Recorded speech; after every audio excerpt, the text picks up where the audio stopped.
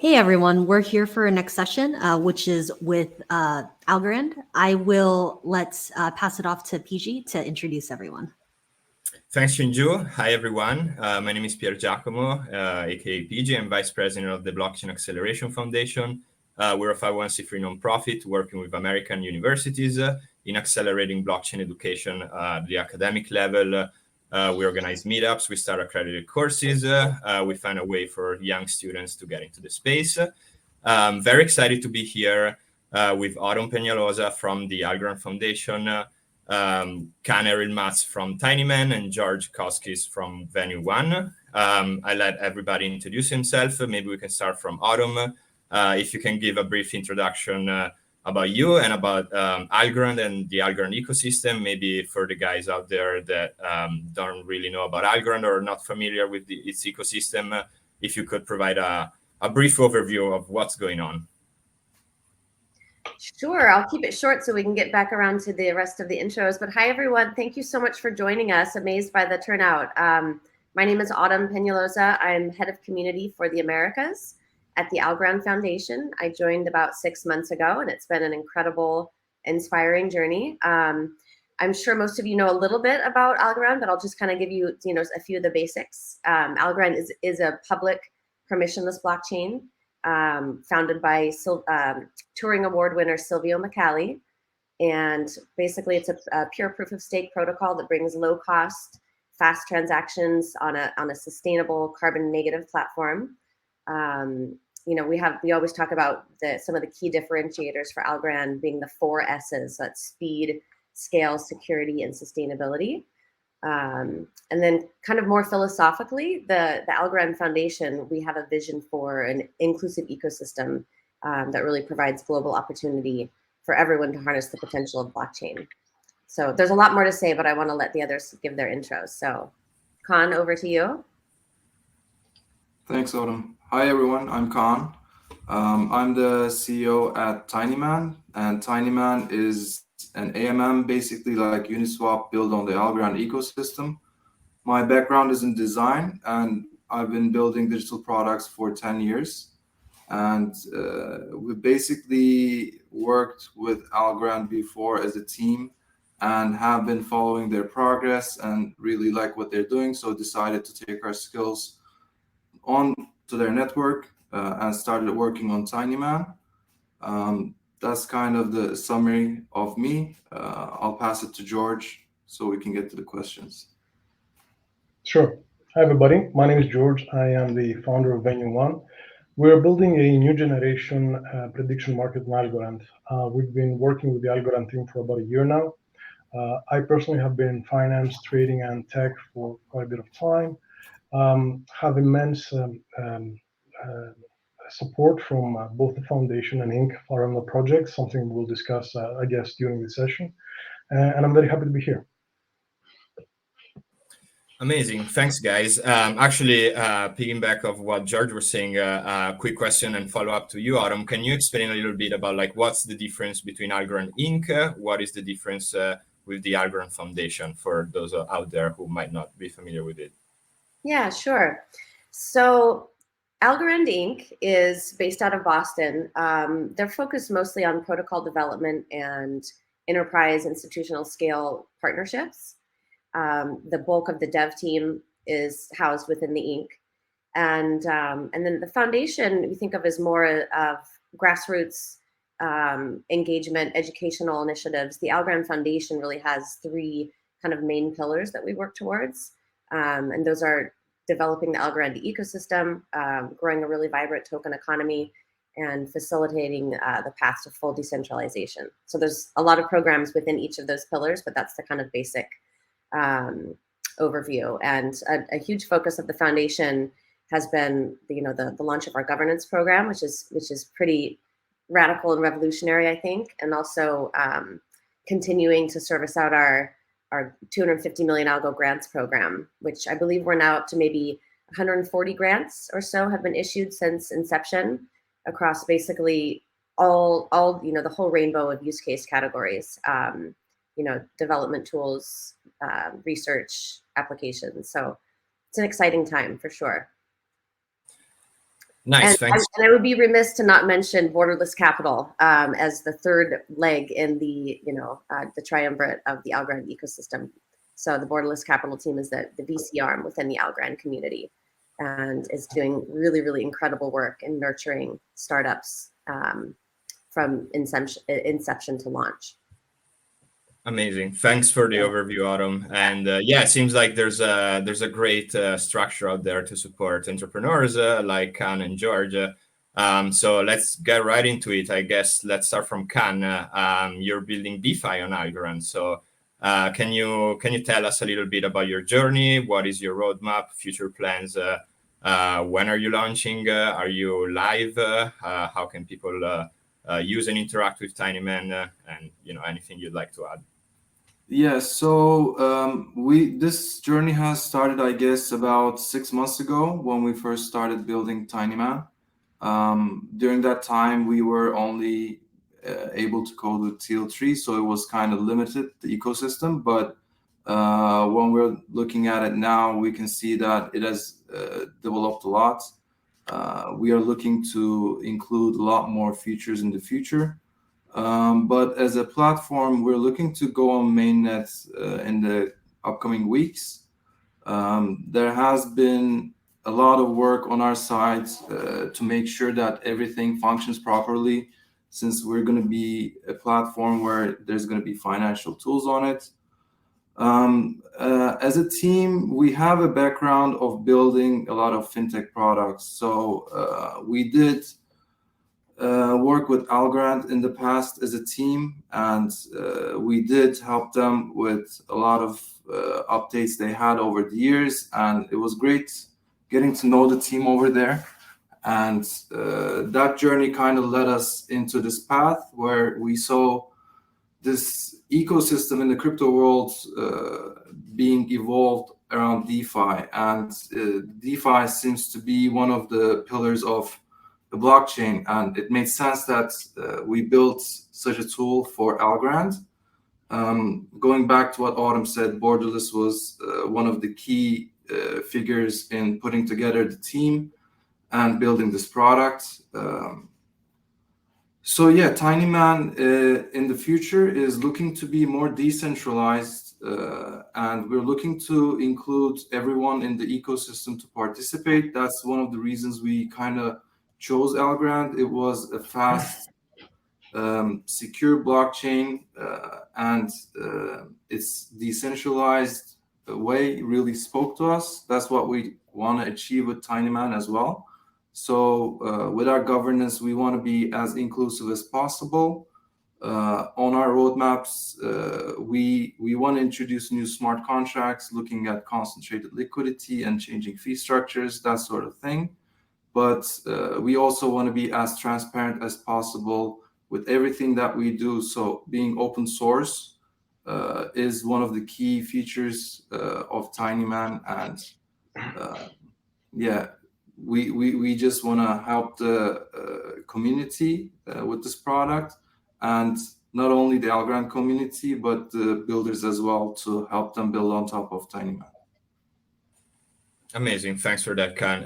I guess I'll pass it to you, George. Kind of the same question, how has the journey been with Venue One, and also if you could give the audience a little bit brief overview of what prediction markets are and what you're doing more than centralized solutions that are already out there at the moment. Absolutely. So prediction markets have been around for decades. Essentially, it's a way for participants to take positions in future events and find, through the wisdom of the crowd, potentially a better forecasting tool. That's how it started. Very academic, very, very mathematical tools.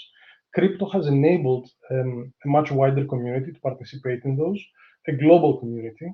And we ourselves were very interested in the concept for some years. There's been prediction markets like Augur around for a few years on Ethereum. We were very disappointed of how slow they were, how difficult, how complex it was to navigate them. When we were working with Algorand in the last year, we found out how fast the chain is, how truly decentralized the chain is, as Khan said. And what is really important for us is this path of development tools which always improve over time, right? It has allowed us in the last 3 months, we've only been coding for the last 3 months, to essentially build two types of markets for predictions. Predictions on binary outcomes, where the community will vote yes or no on a particular event. It could be something like, will the price of Bitcoin be above 60,000 on the 1st of December, 12 UTC. There will be a price discovery mechanism in that pool of participants until the market settles at some point. We're doing also a second type of market, which are much shorter duration markets, anywhere between a few minutes and maybe a day, around sports and esports, maybe finance as well. These are pari-mutuel type of pools technically, which allow the community to essentially take a position on very short duration events. This wouldn't really be possible on other chains. And we're really, really excited to the future that we'll actually be building a kind of sports futures type of market. So enable participants to participate long or short in any type of index position. It could be the points of a team over a season, it could be the spread of two assets over time, and so on and so on. So in terms of roadmap, we're going to be on the testnet in October and hopefully live by the end of the year. Quick follow-up. That was great. Thanks, George. Quick follow-up to that. Like people, the participants in Venue One, will they be able to propose any type of position they want, or will be the platform proposing positions? Absolutely. So initially, will be I would say the last layer of curation on the platform. And we're going to do this because we don't want things which could expose the platform to things which would not be really nice. This has been a mistake that has happened in the past. Assassination prediction markets and things like that. We really don't want these things on the platform. Having said that, our token is an actual governance token, which eventually, as the protocol matures, the community will take over, and we believe that the community will take the best decisions about it because they will be controlling the treasury, and hence I think they will be shooting themselves in the foot to have a platform which has markets like that. So yes, initially we will curate, we will take all the proposals of the community and decide which ones are compatible with the philosophy we have. But within the next couple of years, it will be fully up to the community to curate everything. Amazing. Thanks for that. And actually, you bring up a great point, great segue to my next question, which is community. How has your experience been interacting with the Algorand community? Also, what are your plans to bootstrap liquidity from the community, from the Algorand ecosystem? If you can talk a little bit about that, maybe we can pass it back to Khan. Sure. So we've been on the testnet for, I think, a month now, and we've been getting incredible feedback, both on the product side and on design as well. We're working on accessibility features that were recommended to us by the community. So overall, I think there is a really good community that helps out with the products. That's what we've been experiencing. For example, we had a lot more demand than we thought we would have. On testnet, we had, I think, around 30,000 wallets using our AMM. That only shows how much demand there is on the ecosystem. I say overall, we're looking to grow the community by getting them more included. We're looking at NFTs, other ways of creating this inclusive environment within the Algorand ecosystem with Tinyman. It's been a great experience for us so far. George, how about you? The community in Algorand is a new community, right? And it's building up, and I think we're surprised as well. We have a few thousand of people who are interested. We're not even on the testnet ourselves. Nobody can actually play around with what we're building. So in terms of strategy, I think we'll see how things go when we launch on the testnet. We have a slightly different approach in the sense that we have seamless onboarding of stablecoin collateral from any chain. So anybody that holds USDC or USDC on any chain, including Ethereum, Solana, Stellar, will be able to onboard seamlessly on the platform. They will eventually, the platform does work on Algorand technology rails, but we're trying to make an experience where the product is at the center, not so much the technology, and being able to seamlessly engage potentially other communities is part of our strategy as well. Amazing. And on Algorand side, Autumn, I know Algorand has recently announced the launch of a new DeFi fund called Vidiris. This is definitely a great way to support the community. So can you tell us a little bit more about that? How can people apply to it? How can they interact with the fund and Algorand itself? Yeah, thanks, PG. Great question. We're really excited about it. Yeah, so the Vidiris fund was announced last week. Basically, it's 150 million algo dedicated to building up the DeFi ecosystem and Algorand. So 50 million of that will be set aside for supporting particular applications, DeFi applications and use cases. And the other 100 million is supposed to support and provide liquidity incentives, basically, to the rest of the Algorand DeFi ecosystem. So we see that as really our kind of surgical and strategic way to support the growth of teams like Tinyman and Venue One. And then also going back to what Khan said, we also see NFTs as a way to onboard more users to crypto. There was such an explosion this year in NFT awareness. Now mainstream, culture through sports and celebrity, everyone seems to know what NFTs are. So that's clearly a bridge to bring users on board, and with users will come developers and more interest. So we see that as another way, and the Algorand team and our partners have spent the last year building up our NFT ecosystem as well, with projects like Aorist and Algo Gems. There's a few we're particularly proud of and excited to see. Thanks, Addie, for joining. Looks like we have some team members here. So that's kind of the way that we see our role in supporting not only the entire DeFi ecosystem, but specifically groups. Nice. Sounds like there's a lot of great stuff in the pipeline, so we're all excited to see where this is gonna lead. But actually, next question, which is usability, and we talked a little bit before in the waiting room with George and kind of about UX. So I know, and Khan actually has a background in user experience. So let me start from you, Khan. How is Tinyman designed in order to attract more users? And also from a broader perspective, how do you feel like that a protocol like Algorand can make DeFi easier for retail investors and for the millions of users out there? Because DeFi right now in Ethereum is used by 3 million people, which is a lot, but definitely not that much, or not the mass market that we want to target. So if you can talk a little bit about that. Yeah, definitely. I mean, that's one of the reasons we really liked Algorand. Like when DeFi, we see DeFi as a revolutionary thing, and it is really especially for countries in need. Not many people realize this, but a lot of people don't have access to financial tools.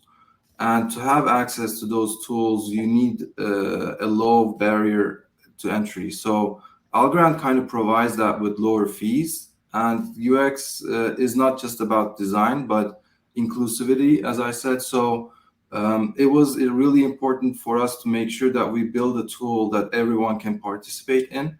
And Algorand helped us out with its fee structure and its speed there. So that was one of the key things while trying to figure out how to kickstart this thing. And as you know, on Ethereum, it is trying to scale with layer 2s, but that also brings more centralization into the game. So we like the fact that Algorand was decentralized and fast, and was a system where anyone can participate in. On the UX side, crypto is kind of a bit distant from a lot of users at the moment. People tend to be scared of it. I guess it's to do with that it has to do with your finances, so you need to be careful with what you do. But I think as designers, it is also our job to make sure that everyone understands what they're doing with the platform. So we're always looking to improve how we communicate with our users, whether they'll be through tutorials, whether they'll be through explaining what impermeable loss is or your risk levels. So we're trying to add those kind of improvements into the UI, and you will see more of them after mainnet launch. And just overall to have an experience that you feel comfortable in and that you understand what you're doing is really important. So at Tinyman, UX, UI is one of the key things that we pay a lot of attention to. And especially moving forward with new features, as I mentioned, like concentrated liquidity, which is on Uniswap, I think takes around $1,000 to create a pool, will be a lot cheaper with Algorand. So it will give access to a lot of different strategies for this sector. Yeah, that's basically how we approach it and how we plan to move forward with it. Great, thanks for that, Khan. I want to expand this and pass it on to George because you're addressing primarily non-crypto people. So while Khan is doing DeFi, you're building a product mainly for the general market. So what are your plans to attract non-crypto native people into crypto? From a UX perspective, will actually people feel that Venue One is a crypto product or not? What are your plans on that end? Yeah, good question. I'll be very brief, just to give some time to the audience if they have any questions. But we actually did start this whole journey on Venue One from the user experience. We felt, okay, we're users ourselves of prediction platforms, both on crypto and non-crypto, and traders. And would we want to join another difficult to use crypto, product, or we have to sign transactions through wallets and be stuck on Chrome and not be able to do anything on mobile, and have to pay tremendous fees and wait for 10 minutes for things to settle? No, we didn't want to. So I'll echo what Khan said. The chain at the first layer one enables us to do things that makes this a compelling experience for the users, basically. So we're trying to hide as much as possible of the complexity. Clearly, people need to be onboarded on some kind of stablecoin on some chain, but apart from that, they won't be signing anything. They won't be looking at explorers. They won't be thinking about gas fees. They won't be, there'll be a very normal experience where they can actually experience what we're building, what the protocol is offering. I don't know if that covers you, but. Yeah, I think it's a great point, and this is one of the major things that we have to solve with as an industry. How do we attract more people in? Definitely user experience is a great barrier, can be a great barrier, but also if it's inclusive enough, it could be a great way to attract new people.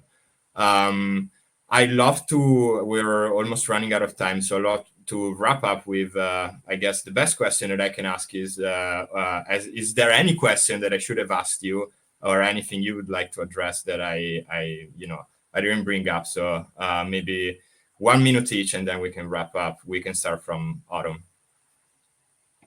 Sure, thanks, PG. Yeah, I guess I wanted to just back up really quickly to the question about supporting the DeFi ecosystem in particular. And, I think we really look at it as backing up from a bird's eye perspective. We see ecosystem support as more of a holistic exercise that requires, investment and thought at every level. And we're really looking to build this out properly.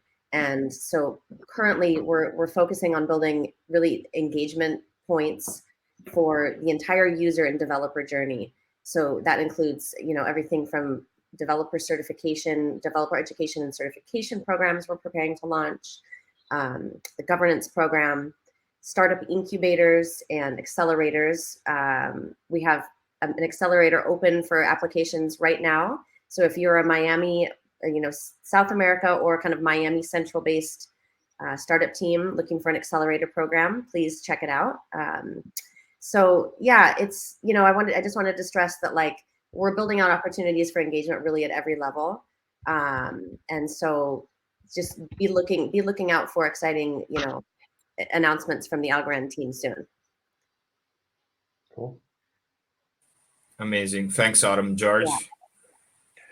Yes, one thing that I would like to mention, if there, I'm sure there are builders and people who are looking to build in the community that is in this event. And I think one thing you should consider is not only that it's an emerging community which will grow over time, and that wave is going to be able to push you in the right direction, but also as from a pure business standpoint, something which is not really discussed too much, but it's really important. The cost of customer acquisition in an emerging chain, like an emerging ecosystem like Algorand, is much lower, purely because of lower competition at the beginning. So if you want to get in, obviously this is a great time. Maybe next year there'll be like a lot of other ecosystems where whatever you might be building, there's going to be another 5 or 6 well-funded teams competing for it. So I think that's important to mention. Great, thanks, George. Khan, any final remarks? Yeah, I mean, I can say that our experience with Algorand has been amazing from day one, and I can, from my point of view, vouch for the team over there. They're doing amazing things, and they're constantly delivering what they say they will. They have an approach where it's kind of different to other blockchains, where if they're going to do something, they do it once and they make sure that it works. So things might progress a bit slower than other chains, but we know that at the end, Algorand is playing the long game, and that's why we kind of chose that. As to developers, they have a great developer portal that just been updated, so there are a lot of stuff that people can learn over there, and there are a lot of improvements in the ecosystem, like Reach as a language is coming to Algorand, which is like JavaScript. So there's a lot happening on the Algorand ecosystem. And also going back to what Autumn said, the foundation is really helpful with grants, and they're really easy to approach. So as a builder, I'd say that there's a lot of things that can be built on Algorand, and there are a lot of ways to get to the liquidity that you might need as a developer, or learn new tools from their sites. Amazing. Well, I think we are running out of time. So Autumn, George, Khan, thanks very much for this great half an hour. To the audience, we dropped a bunch of links. Feel free to check them out, join all the different communities. And, if you have any questions, as Autumn said, feel free to reach out. Also, big shout out to Shinju, as always, for organizing such a great event. She's amazing. I don't know how she can do it consistently, but I think we're running out of time. So I'll pass it on to Shinju. Again, George, Khan, Autumn, thanks so much. Thank you, everyone. Thanks, George, Khan, PG, Shinju, and everyone for joining. Thank you. Thanks, everyone. Okay, we're going to transition to our next session now. Thanks again.